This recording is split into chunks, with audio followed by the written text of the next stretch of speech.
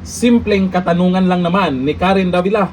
Mukhang napahiya dyan si Boying Rimulya. Kasi netong nakaraan meron siyang pinagyayabang na may mananagot na magkakaroon ng warrant na senador at kung sino pa man, nagbigay pa siya ng date niyan. December 15 daw ha? Eh anong petsa na? Teka, tingnan na natin. Oy, December 16 na. Rimulya, baka late yung date nyo dyan ha. Paki-reset na lang sa orasan nyo dyan ha. Okay, ito po. Panoorin po natin ang Facebook Reels ni Zarzuela na kung saan ay in-interview po dyan si Boying Rimulya ni Karen. At may mga katanungan na yung ngiti ni Boying Rimulya, pilit na. O ito, panoorin ang video. Magpapasko na, wala pang nakukulong. Meron Nakikita yan. nyo yun. Oo. Diba? Relax lang kayo. Meron ka bang Meron. i-anunsyo? Hindi na natin i-anunsyo, mangyayari na lang yan. Makikita nyo na lang. Kasi nga, Oo nga naman. Anong balita dyan? Ayan, sabi, lalabas lang yan, maghihintay lang. Ang tanong, sino ba yan? Baka si Donyor na yan. O ayon po dito kasi sa sinasabi or pinagyayaw-yaw niya netong nakaraan. Kailan pa to? November pa yata to. Dito sa News 5 mismo ito. Ang sabi kasi dyan, may i-issuehan na ng warrant bago magpasko. Inilahad ni Ombudsman Boying Rimulya na posible nang ma-issuehan ng arrest warrant ang ilang senador. Ibig sabihin yan, ilang senador. Malamang hindi lang isa yan. Kaugnay sa flood control anomalies sa December 15. Ay hindi si Senator Bato de la Rosa yan. Kasi pag sinabing senador, ang sinasabing may warrant na ngayon sa ICC ay iba naman yung issue. Senator Bato de la Rosa. Ito daw kaugnay sa flood control. Sino ba yung senador na yan? Bakit ngayon? Ala pa. Kabilang sa nabanggit na pangalan sina Senator Jinggoy Estrada. O ito yung mga senador. Senator Chis Escudero, Senator Joel Villanueva, at mga dating senador na sina Nancy Binay at Bong Revilla. Ito po yung mga senador. December 15 daw ang sabi sa balitang yan. Kaya naniningil na yung iba.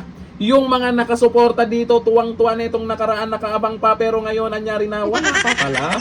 Sasabihin, lalabas din yan. Ang tanong, kailan man yan? Bago magpasko daw, ang sabi niya, anong petsa na? Mukhang wala nang balita tayo doon na. Sino ba yung senador dyan na mabibigyan ng warrant? Kasi may mga nagtatanong na kung totoo talaga yung mga sinasabi niya. Kasi dito po natin makukumpara kung talagang mga sinasabi niya ay totoo. Kasi kung hindi naman totoo itong sinasabi niya, ay malamang hindi totoo kasi December 15, 16 na ngayon. Nagdududa tayo doon sa ibang mga sinabi niya. Lalo na doon sa ICC warrant ni Senator Bato de la Rosa. Kasi dito pa lang, sa issue na to na magkakaroon ng warrant di umano, ang ilang senador, pas na sa date na ibinigay niya. Malamang, mga senador na yan, sa Pasko, magpa-party-party pa rin yan. Paano? Nagbigay naman siya ng update, pero hindi na binanggit kung ano yung date. Nahiya na siguro siya. Bakit magbigay ng date tapos hindi naman masusunod, diba? Sabi ni Nelby Ciano Oranza, relax lang kayo, lalabas yan, nasa cellphone niya ang listahan. Ano yan, yung warrant lang, nasa cellphone lang, pinabasa? Talaga. Sabi ni Roleto Kabilbil, December 16 na po, alaw pa. Sa bagay, hindi pa naman tapos yung bago magpasko. Malay natin, hindi sa December 15, bago daw magpasko. Abang-abang na lang tayo.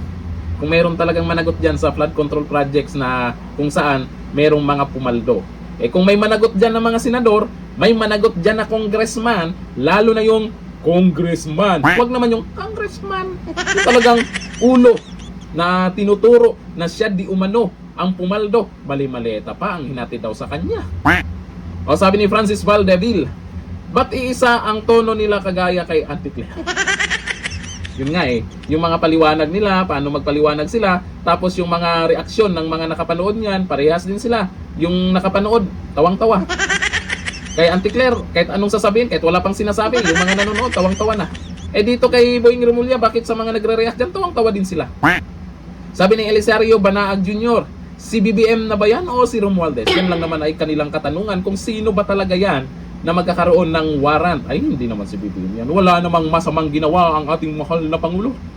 Malinis yan. Siya nga daw yung bayani. Kaya napigilan daw yung korupsyon. Aba, napigilan daw bakit doon sa BICAM sa 2026 mukhang kaduda-duda na naman Diba? Tiwala lang tayo kay Rimulya. May gagawin ding tama yan. Tama ang gagawin yan. May tama ang gagawin yan. Hanggang dito na lang. Thank you. Bye-bye.